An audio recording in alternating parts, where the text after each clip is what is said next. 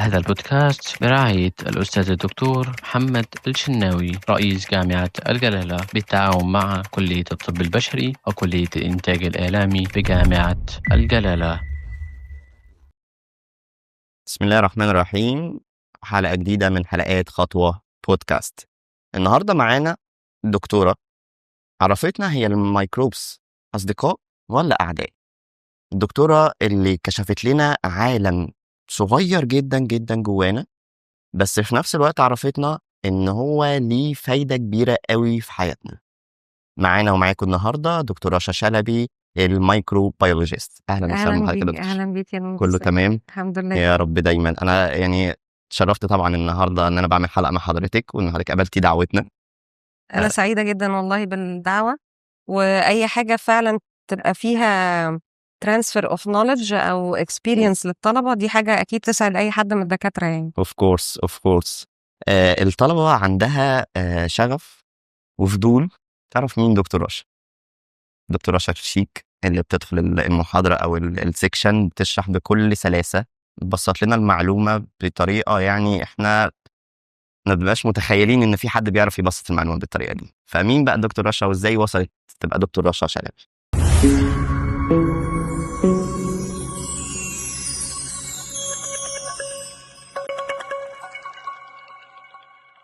انا هبتدي من ممكن من الجامعه، مش relevant قوي اعتقد قبل كده. انا متخرجه من كليه الطب جامعه طنطا. ماشي. انا الثالثه على الدفعه بتاعتي. الدفعه بتاعتي وقتها كانت 900 طالب. انا الحمد لله يعني ربنا كرمني وقدرت ان انا تسكور الثيرد بوزيشن. انا كنت اكتر لما اتخرجت، وفتره الامتياز وكده، وحتى كمان قبل ما اتخرج كان عندي شغف اكتر باللاب بيزد ساينسز يعني. وده اتاكد لي اكتر بعد ما اتخرجت ان انا ما كنتش حابه قوي ان انا لما جربت ان انا اتعامل مع البيشنتس وكده ما كنتش حابه قوي ان انا تو بي ان دايركت كونتاكت مع البيشنت. يمكن كان في وان سبيشالتي بس كنت بحبها جدا وخدت كورسز فيها، هي الكارديولوجي. بس ما حبيتش البراكتس بتاعها في الكونتكست اللي انا شفته في المستشفيات هنا في مصر. لكن كنت حابه الساينس بيهايند ات، يعني رحت خدت كورسز في الاي سي جي اند سو اون لحد ما كنت بقرا كل الاي سي جيز بتاعت الحالات، حتى الكومبليكيتد المايكارديال انفاركشن كنت بروحها فولنتريلي. لكن اخترت ان انا اكون اكاديميك. اخترت الميكروبيولوجي لان انا بحب اللاب بيزد ساينسز. انا كنت برضو شاطره جدا في المادتين بتاعه الميكروبيولوجي والباراسيتولوجي، اللي هي على فكره هي بارت اصلا من الميكروبيولوجي. الميكروبيولوجي از ان امبريلا ساينس في كل التايني مايكروبز انكلودينج حتى كمان البارازايتس. يس.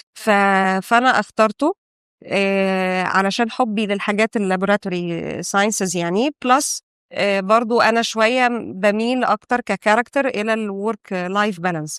صحيح ده ما تحققش بعد كده يعني، لكن وقتها انا كنت بشوف الموضوع بالشكل ده. وهقول لكم برضو later on يعني بناء على تجربتي how to visualize الكارير سelection بتاعك ahead of time وانت لسه بادئ من الكلية، علشان to avoid الترابس اللي احنا probably بسبب عدم وجود exposure في الأجيال بتاعتنا واللي قبلها وawareness وكده. لأن الاكسبيرينسز shape your mind shape your choices at the end of the day يعني. كورس. وكملنا بقى على ايه بقى بعد كده؟ بعد كده انا عملت الماسترز بتاعتي في جامعة طنطا برضو. كان التوبيك بتاعي على الفينوتيبيك والمولكيولر كاركترايزيشن لباثوجين اللي هو السوبر باج بمعنى اصح، اللي هو النيتيسيلين ريزيستنت ستافيلوكوكس اوريوس. كنت بعمل كاركترايزيشن الايزوليتس، هل هي community acquired versus الهوسبيتال acquired، لان الهوسبيتال acquired بتبقى more resistant وعندها different pattern of resistance عن الcommunity acquired، وبتبقى more dangerous في الهوسبيتال setting the phenotypic and molecular level. meanwhile أثناء الماسترز أنا ما كنتش satisfied قوي بأن أنا أكمل التريننج بتاعي في مصر. كان هدفي أن أنا اخد اكمل بقى بقيه البوست جراديويت ستاديز بتاعتي في بره مصر، على اساس ان انا اتعلم صح، to acquire lots of وده كان التارجت بتاعك ان انا اتعلم صح، ولا ان الباشن بتاعك ان انا عايزه اسافر او اشوف لا مش culture؟ السفر الاساسي. مم. انا كان اساسي عندي ان انا to acquire السكيلز والنولج والاكسبيرينسز في context advanced في الساينس، هيقدر to shape my mind and my way of thinking بشكل مختلف. فما كانش طموحي خالص ان انا اكمل هنا يعني. Yes. فعملت ايه؟ بدأت ان انا اطور نفسي السي في بتاعي بشكل كبير. كنت بسافر تقريبا كل مصر علشان احضر، يعني قسمتها حاجات حسب الدايمنشن اللي عايزه اطور فيه نفسي.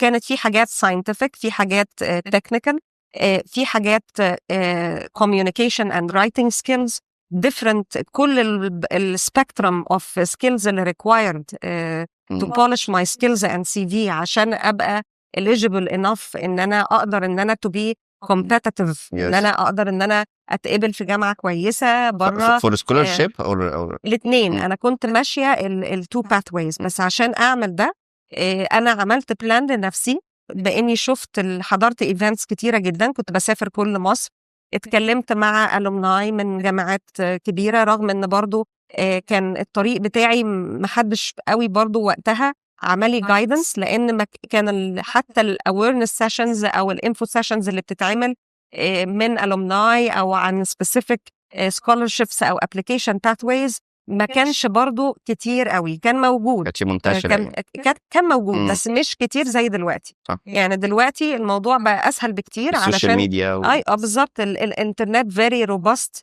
اليوتيوب very robust، عندك many ويب سايتس، عندك الاي اي، عندك حاجات كتيره جدا صح. تقدر تساعدك.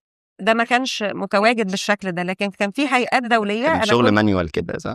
مانيوال. انا كنت بروح الهيئات الدوليه، يعني كنت بروح بسافر، بروح الدي ادي، بروح education USA، بروح الامد ايست، بروح اماكن كتيره علشان اقدر to look for opportunities trainings.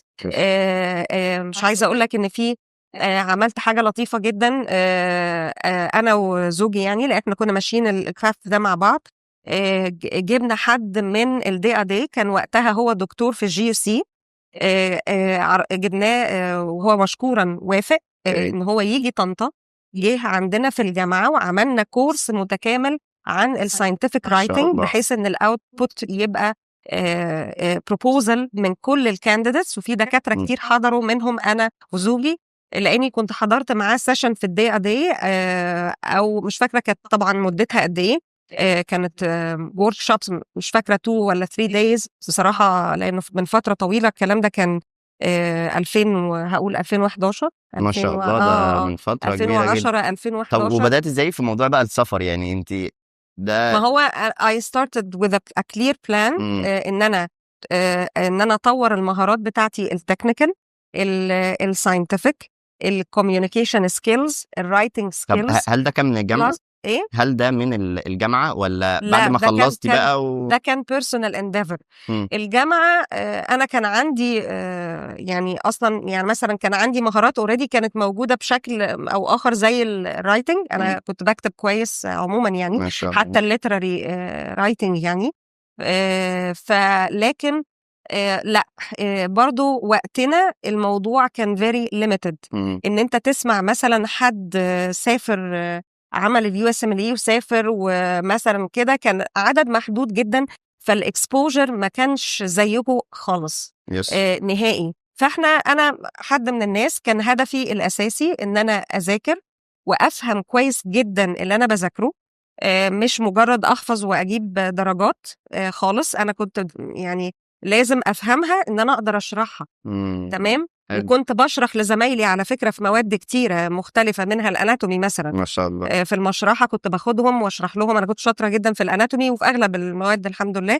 بس هي الفكرة ده كان هدفي الاساسي، لكن عشان ما كانش فيه اكسبوجر وقتها، فبرضه ما كنتش بفكر قوي في فكرة يعني احنا دلوقتي جامعة الجلالة بتقدم لنا ده على طبق من ذهب. ايوه بالظبط. المواد بتاعت الUR اللي هي الكوميونيكيشن سكيلز، انتربرينور شيب، بالظبط الحاجات دي كلها. فاحنا مش بنستثمرها قوي، نبقى بنروح نعدي فيها وخلاص، لان حضرتك عارفه اللائحه الجديده بتقول ان اليو ار مش في الجي بي اي بتاعنا. اوكي، فان احنا نستثمر ده، انت حضرتك عملتي ده مانيوال واجتهاد شخصي من حضرتك، ما اجتهاد كانتش شخصي حاجه يعني اويرنس عامه بالنسبه للناس، صح كده؟ وكونسلتنج الاكسبرتس، سواء بسافر وبروح لاحسن ناس في كل اريا بقى من دي، احضر له واسمعه واتعلم منه، او ان انا اقول له يجي عندنا يعمل كورس متكامل زي ما قلت لك وقتها، وده حصل، وكان كانت تجربه لطيفه جدا.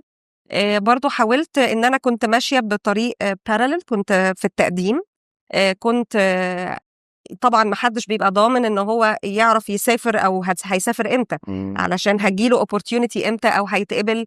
في ناس بتقعد تقدم مرة واثنين وثلاثة، بالذات لو بتقدم لجامعات الرانكينج بتاعها عالي، مش سهل برضو. it's highly competitive، معاك ناس بتقدم من الهند، من الصين، من ده غير الناشونال في جوه من الدولة نفسها، سواء كانت انجلترا، ألمانيا، أمريكا.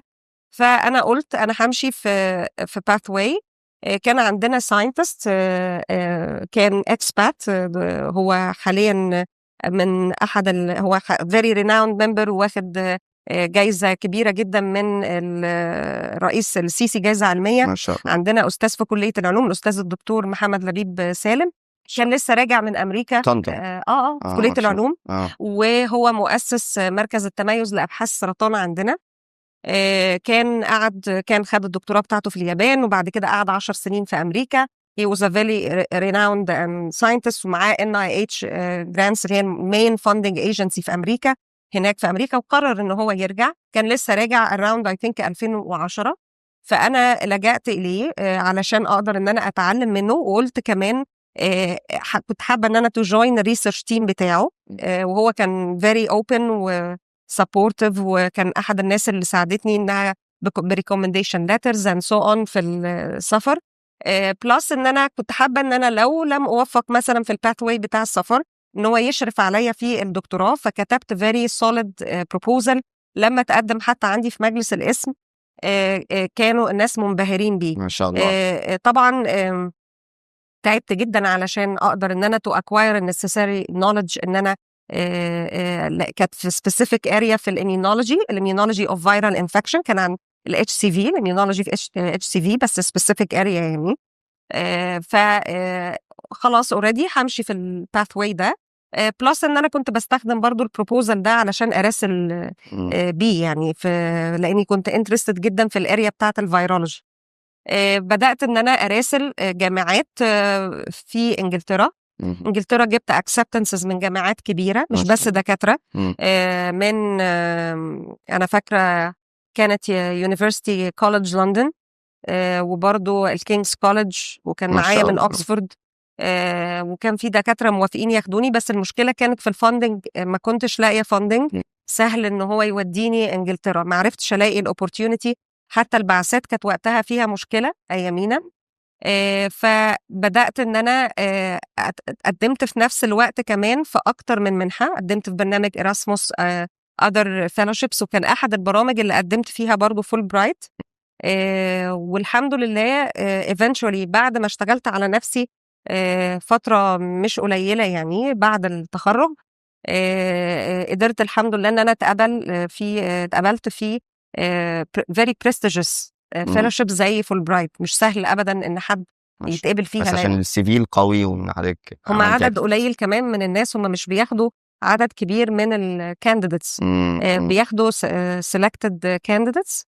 فالحمد لله اتقبلت، وبعد كده سافرت انا وزوجي يعني نعمل. وما شاء الله انتوا الاثنين اتقابلتوا مع بعض. هو كان واخد البعثات، وهو كان برضو very supportive، لان احنا بس هو مجال مختلف خالص، ومجال العمارة. هندسة اصلا مش هندسة عمارة. وهو معانا هنا في الجلالة على فكرة مدير برنامج العمارة. ما شاء الله. فهو كان very supportive، يعني لدرجة ان هو كان اصلا البعثة بتاعته كانت جاية له انجلترا اساسا، حول البعثة بتاعته امريكا، واستناني وانا ما كنتش اوريدي سكيورد لسه، ما كانتش نتيجه فول برايت، او كانت اياميها لا يعني طبعا الكلام ده من فتره فمش فاكره، لكن هو حولها امريكا ودي ما كانتش حاجة سهلة لأنه كان لازم يدور بقى على بروفيسور وجامعة تقدم فيها. التقديم في يبدا أمريكا المشوار من اول وجديد بقى أيوة بالظبط. كنت أنا لما اتقبلت فول برايت هو حولها، بس كان برضو الموضوع بالنسبة له مش سهل لأنه كان لازم يقدم تاني في الجامعات هناك، ولازم جامعة فيها التخصصين، تخصص البيولوجيكال ساينسز وكمان الاركيتكتشر في نفس المدينة. فدي حاجة مش سهلة أبدا صعبه جدا. لأن التقديم في أمريكا مختلف عن أوروبا. أوروبا لأني جربت في ألمانيا وجربت في إنجلترا. أوروبا الأساسي هو الدكتور. لو الدكتور وافق بيك ده بيسهل الادميشن بروسس في اغلب الجامعات. لكن امريكا لا، امريكا انت لازم تعدي الاول من الادميشن اوفيس، وده مش حاجه سهله خالص. الادميشن اوفيس هناك حاجه يعني البروسس بتاعت الادميشن في امريكا صعبه جدا وفيري ريجرس. لما تعدي يبتدي الدكاتره هناك يقولوا لك ها بقى انت مين يعني. فتبدا بقى مرحله يوروب بقى، ان هو الدكتور اصلا يقبل بيك ولا ما يقبلش، صح كده؟ ده اوروبا ان انت بتراسل الدكتور، فالدكتور بيبعت لك زي اكسبتنس ليتر انت بتستخدمه عشان تقدم في الجامعه. امريكا العكس، امريكا انت ورقك انت مين على الورق الاول. لان وكمان التقديم في امريكا بيبقى له في المجالات بتاعت البيولوجيكال ساينسز وكده. حضرتك كنت مقدمه يعني اكاديميك مش كلينيكال، صح؟ اكاديميك. لا انا ما فكرتش في التراك خالص بتاع البورد، فكرت كان في كومبايند ديجريز حاولت اقدم فيها هناك، بس كانت للناس اللي هي يا اما معاها جرين كارد او سيتيزنز بس، اللي هو الكومبايند ديجري اللي هو بيسموه MD-PhD. الMD-PhD ده برنامج هناك اللي بيدخلوه الطلبه الامريكان، لان كانوا معانا بيدخلوه من الاول. هو بيتخرج معاه ميديكال دكتورate ومعاه philosophy degree in science، فهو بيتخرج دكتور طبيب بلس دكتوراه في العلوم. ما شاء الله. تمام. فهو he can practice medicine وكمان يبقى عنده his own lab and research line، فبيتعلم بالطريقة الدول دي. بس هم هناك لما بيفتحوها للأمريكان بتبقى fully funded للأمريكان، فبتبقى حاجة يعني عايزة ناس سوبر عشان يتقبلوا فيها أكتر كمان من اللي بيتقبلوا في برامج الطب العادية. ده مش برنامج طب عادي هناك في أمريكا، ده مش برنامج مش كلية الطب العادية، ده برنامج جوينت بيخرج لك ساينتست فيزيشن ساينتست. تمام. مش أي حد. لا مش أي حد. فده أنا كان نفسي أقدم فيه، ولكن كان في جامعة ميشيغان آن أربور، وكنت فعلا كان في دكتور موافق إن هو ياخدني، لكن للأسف البرنامج ده طلع للي معاهم بس جرين كارد أو سيتيزنز، مش معاهم للأجانب فيزا. يعني، فيزا هولدرز، مش فورين يعني. لا مش للفيزا هولدرز خالص.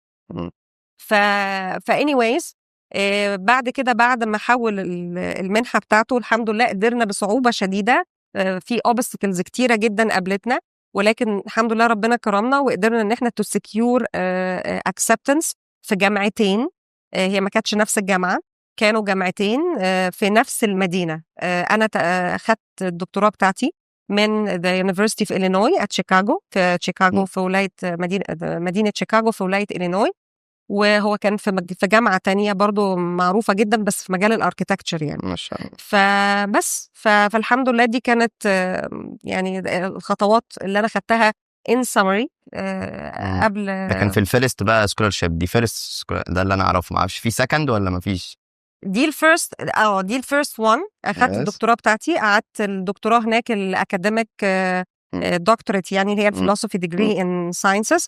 الافريج في امريكا بتبقى 5 سنين الافريج الدكتوراه فيها، اوروبا بتبقى اقصر شويه. يعني حضرتك قعدت 5 سنين هناك؟ قعدت 6 سنين. قعدت 5 سنين as a student وبعد كده قعدت سنه as a post doctoral fellow، كنت متعينه في المعمل كبوست دوك علشان أكمل بعض الريسيرش بتاعي. وشغلي هناك كان هارد كور مولكيولر بيولوجي، كان and molecular virology as well، كان عن الجين ريجوليشن أو epigenetic regulation of hepatitis B virus biosynthesis. كان شغلي كله هدفه إن أنا to identify new transcriptional drug targets عشان تتارجت step معينة في اللايف سايكل بتاعت الفيروس اللي هي ترانسكريبشن. وما كناش بندور قوي على فيرال فاكتورز، احنا كنا بندور اكتر على هوست فاكتورز، يعني السيلولار فاكتورز اللي ينفع ان احنا to be targeted with drugs، لان الهيباتيتس بي فيروس من الفيروسز لما تيجوا تدرسوه، هو بيعمل alteration أو harnessing ل الماشينري بتاعة الهيباتوسايت اللي بتريجوليت الميتابوليزم. زي إيه؟ زي عندي البايل أسيد ميتابوليزم and other metabolic pathways as well. فهو بيعتبروه برضو زي بعض الأذر فيروسز إن هو ميتابولو فيروس. تمام. بيالتر الهيباتيك ميتابوليزم. كل ده كان في الفيرست سكولرشيب، وكان في كان في البي اتش دي اللي حضرتك كان في البي اتش دي بتاعتي. الحمد لله. وطلعت منها very very good findings في الاريا بتاعت الهيباتيتس بي، لأن المشرف بتاعي هو أحد الناس اللي معروفة على مستوى العالم في الاريا دي. ما شاء الله. بس رجعنا مصر تاني بقى. رجعت مصر طبعا، علشان برضو كان الكوميتمنت بتاعي تجاه المنحة يعني. فرجعت بعد كده ورجعت على جامعة طنطا. قعدت سنة تقريبا، لأني رجعت آخر 2018. قعدت سنة ونص كده في جامعة طنطا. I joined تاني مركز التميز لأبحاث سرطان، كانت أسس بقى كاملا مع الأستاذ الدكتور محمد لبيب سالم، أستاذي والمنتور بتاعي يعني بصراحة لحد دلوقتي. بجد استفدت منه كتير جدا علميا. وكنت أنا وقتها هو كمان اختارني إن أنا أكون الدايركتور بتاع وحدة السيل كالتشر and also البروتيومكس يونت، وكنت ماسكة قطاع الريسيرش لكل الريسيرشرز هناك في مركز تميز لأبحاث سرطان. ما شاء الله. هو كان مؤسس كويس جدا، كان فيه أجهزة كويسة جدا زي اللي كانت عندنا في الفاسيلتيز كمان، مش بس في المعامل، facility level equipment. برضو أنا كنت نائب مدير المعمل الأبحاث المركزي في كلية الطب في الفترة دي. قدرت أعمل ورش عمل الحمد لله ما كانتش اتعملت قبل كده في الوحدة، وإن أنا أحاول إن أنا تو ريفايف المركز تاني. بس طبعا الوقت كان ليميتد برضو، لأن جالي بعد كده الأوفر بتاع الجلالة. اوكي. وعملت ريلوكيشن بقى انا واسرتي، لان انا وزوجي احنا الاثنين جالنا يعني الاوفر ان احنا نيجي هنا الجلاله من فروم سكراتش. طب والسكند سكولرشيب؟ السكند سكولرشيب دي بقى انا قدمت عليها 2022. ده قبل الجلاله ولا بعد لا الجلاله؟ بعد، وانا في الجلاله. وانا في الجلاله قدمت على المنحه اسمها مخارس فور افريكا، اللي هي وومن فور افريكا، يعني ساينس باي وومن فور افريكا. دي منحة بتقدم للومن ساينتست على مستوى أفريقيا، مش بس مصر يعني. فهي برضو competitive fellowship، لأن بتقدم ناس من جنوب أفريقيا، من نيجيريا، من تونس، من المغرب، أفريقيا يعني. أفريقيا all أفريقيا. بالظبط كده. والحمد لله اتقبلت فيها. بس كان ايه بقى يعني الباشن بتاعك في القصه؟ التوبيك بتاعي انا شويه I had to switch الاريا اوف ريسيرش بتاعتي، هي برضو within الدومين بتاع الفيرولوجي، بس حبيت اضيف لاير ليه علاقه بالانتي بودي انجينيرنج. تمام. ان انا حاولت ان انا اتوجه اكتر ان انا to identify new therapeutic modalities للباثوجينز of public health importance with focus of viruses as well. فاخترت ان مع طبعا البروفيسور بتاعي، انا اشتغلت مع 2 PIs هناك في والسكولرشيب دي كانت لوحدك بقى من غير زوج؟ كنت لوحدي لانها ما كانتش طويله يعني. هي كانت 6 شهور. كانت مقسومه على سنتين كمان، علشان برضو ظروف العمل والاسره وكده. كانت 23 و20 24 3 شهور يعني.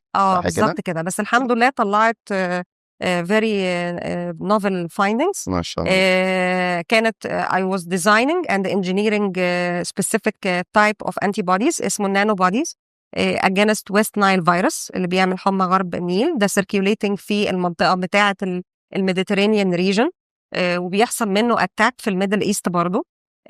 هو مش منتشر قوي حاليا في مصر كتير، ولكن هي مشكلته في ايه؟ مشكلته في الديتكشن، ان الديتكشن ميثودز اللي بتطبق هنا ممكن ما تبقاش sensitive enough انها تفرق بينه وما بين other viruses ليها similar symptoms، بالذات في الاول similar symptoms similar early symptoms. مش sensitive ليه بقى؟ يعني بسبب لا هي هو ليه طريقة معينة علشان اتعرف عليه بشكل كبير، او بشكل specific. في طريقتين اساسيين. اول حاجه ممكن الإلايزا انتوا خدتوها معايا في المناعه، بس immunology. مم. وهنيجي لقصه الاميونولوجي دي، يعني حضرتك مايكرو مايكرو مايكرو فجاه لقينا اميونولوجي، ما فهنجي لها اوكي. هقول لك انا القصه دي. اوكي. طيب الفكره في ايه؟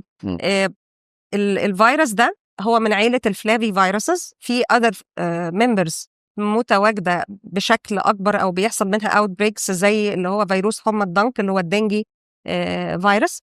لكن علشان اقدر فعلا تو كونفيرم ان مثلا ده ويست نايل فيروس، لازم اتليست ان يبقى فيه 4-fold increase في السبيسيفيك انتي بودي تايتر against this particular virus عشان اقدر اعرف هو ويست نايل ولا دنجي.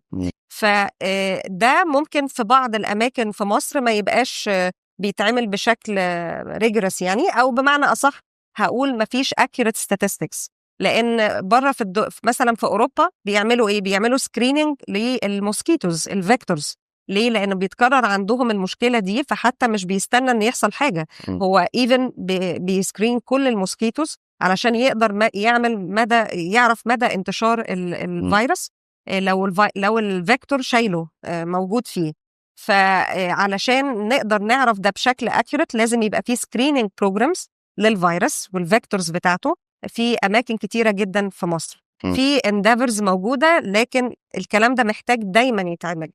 تمام، علشان نقدر يبقى عندنا accurate statistics للفيروس، هل هو circulating or not، especially ان في climate change بيأثر على النيش بتاع الفيكتور، ممكن يغير المكان بتاعه بسهوله، وده حصل بالفعل في حاجات كتير. بيرفكت. يس. وحضرتك بقى عملتي ده في ساوث افريكا ولا كان فين؟ لا، كان في اسبانيا.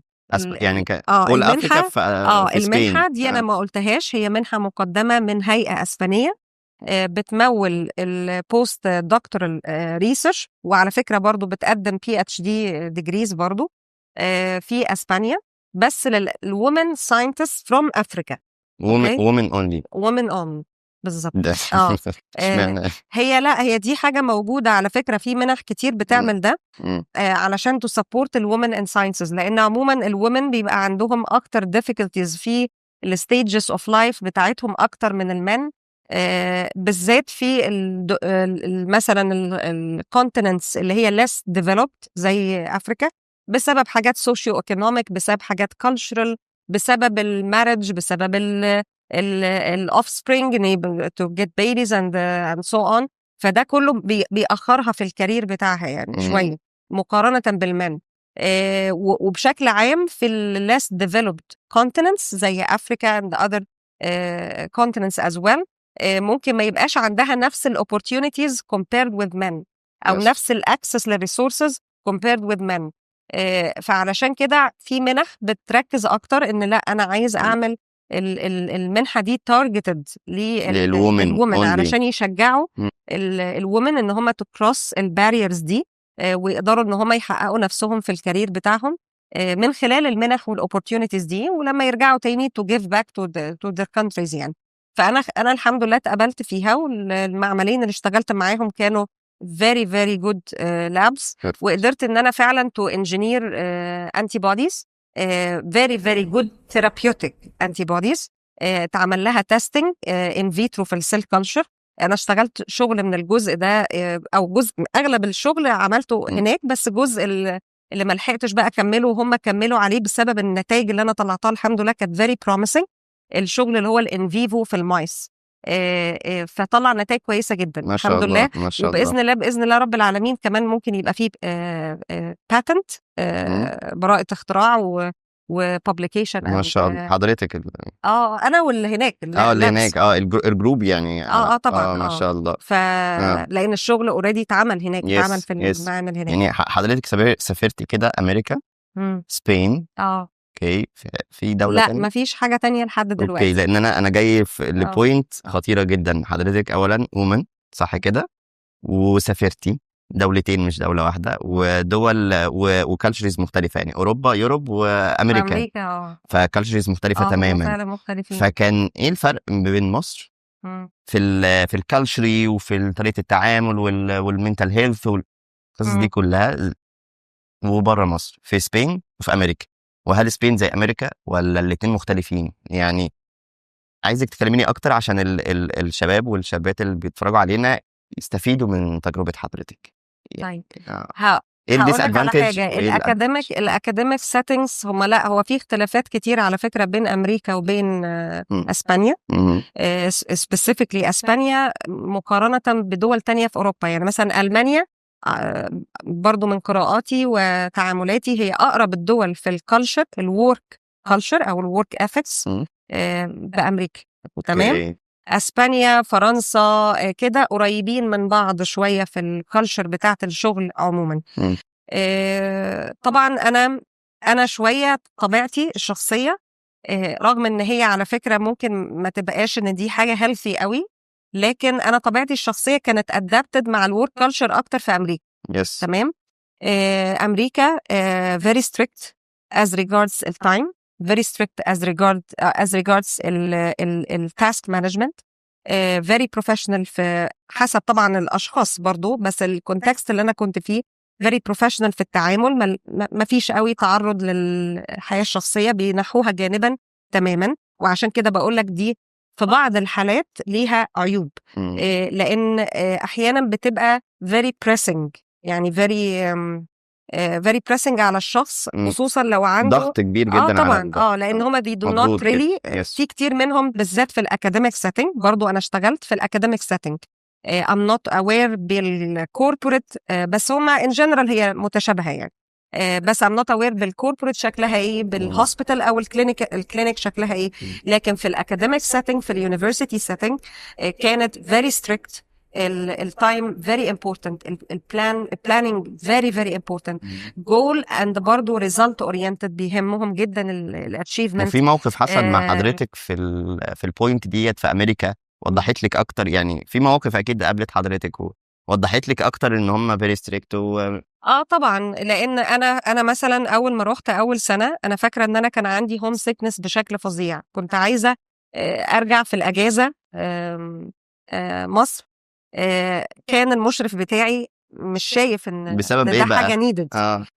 هو هيز فيري ستريكت. هو شايف ان خلاص طالما في انترنت وممكن نكلم الفاميلي. لا حضرتك بسبب ان انت الهوم ده طبيعي، اي حد بيسافر بره فتره مش قليله بيبقى هو بيمر بمراحل سيكولوجيه.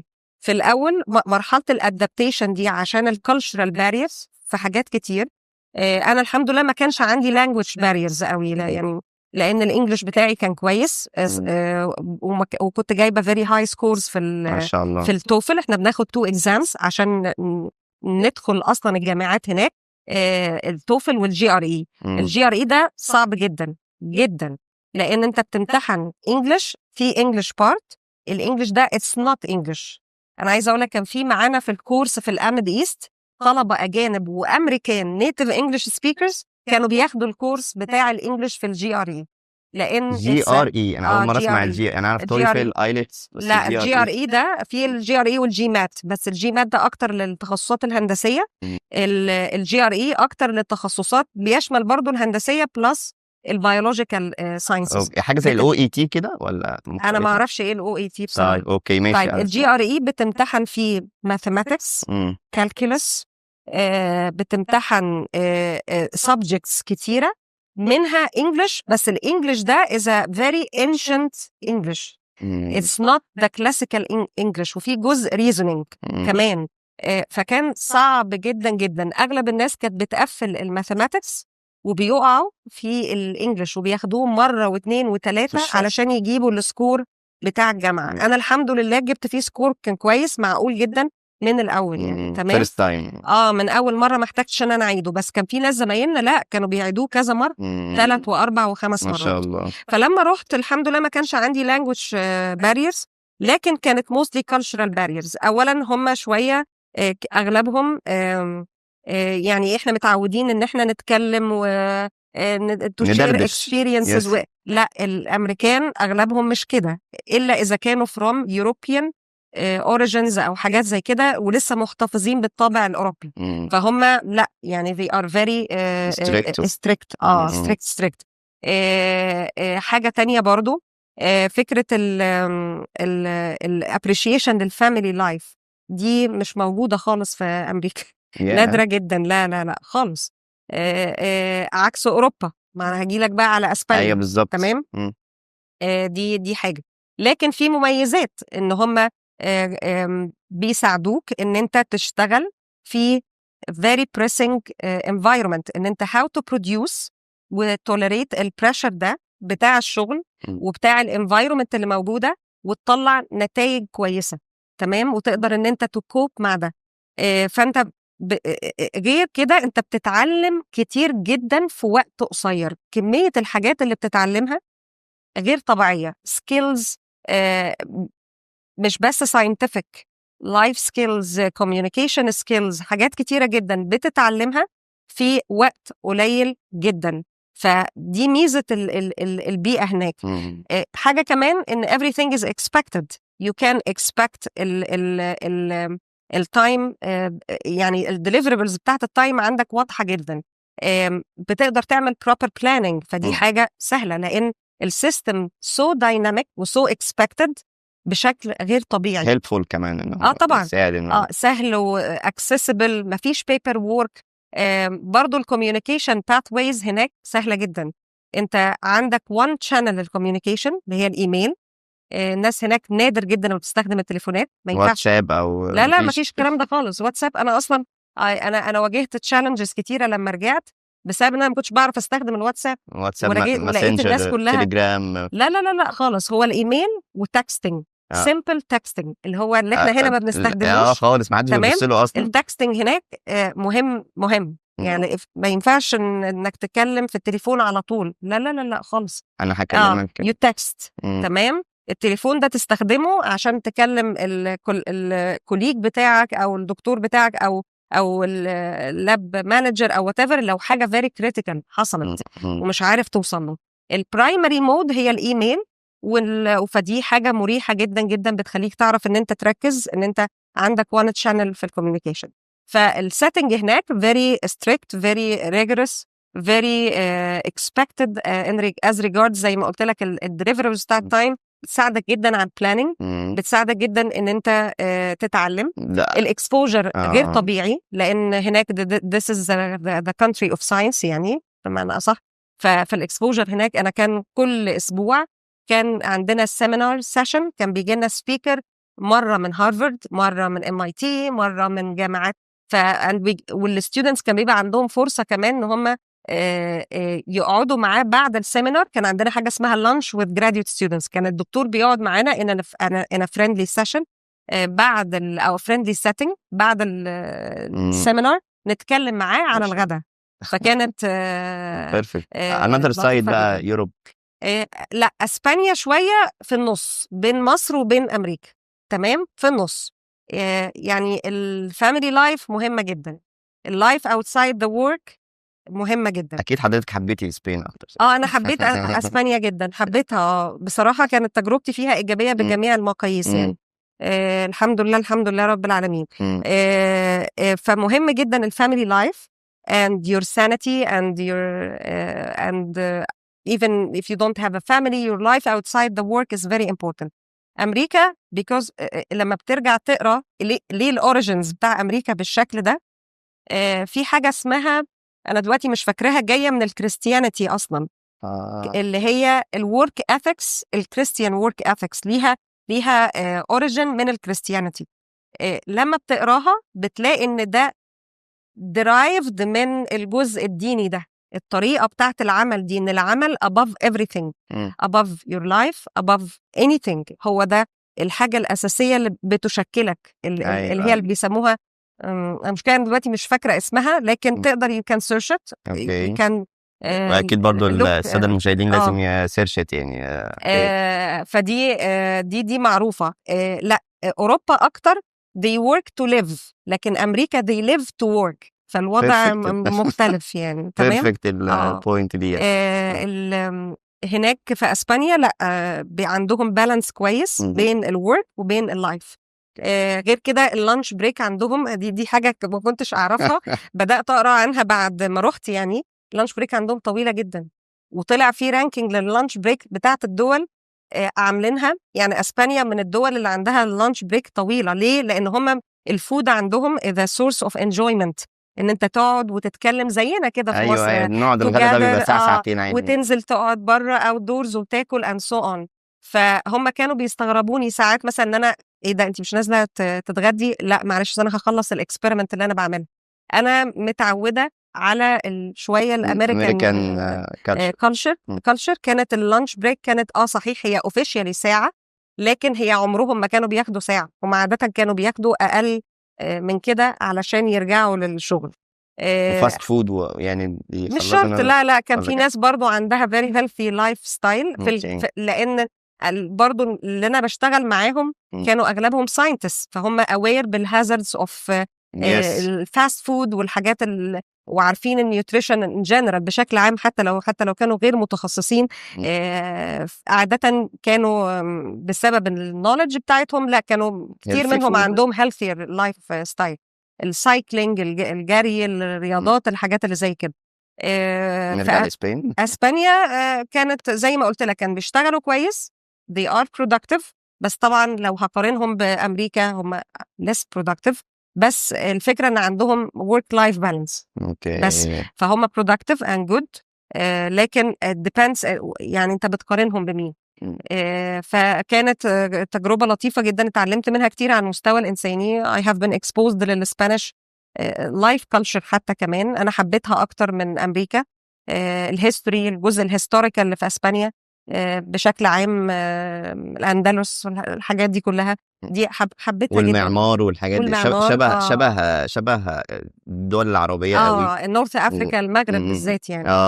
بالظبط. فأنا حبيتها بشكل عام، وكانت تجربة. طب إيه بقى your advice للطلبة عشان حضرتك رول موديل بالنسبة لهم طبعا، وبالنسبة لي أنا لأن أنا يعني my passion السفر جدا جدا، وسافرت already يعني بس سنتين، بس عايز أسافر تاني. يعني my passion. فايه النصيحه اللي حضرتك تقدري تقدميها لهم بحيث ان هم يبداوا؟ هل يبداوا من الجامعه ولا زي حضرتك لا يخلصوا الجامعه الاول ويهتموا بالجامعه وبعد كده يشوفوا موضوع السفر ويشوفوا حياتهم؟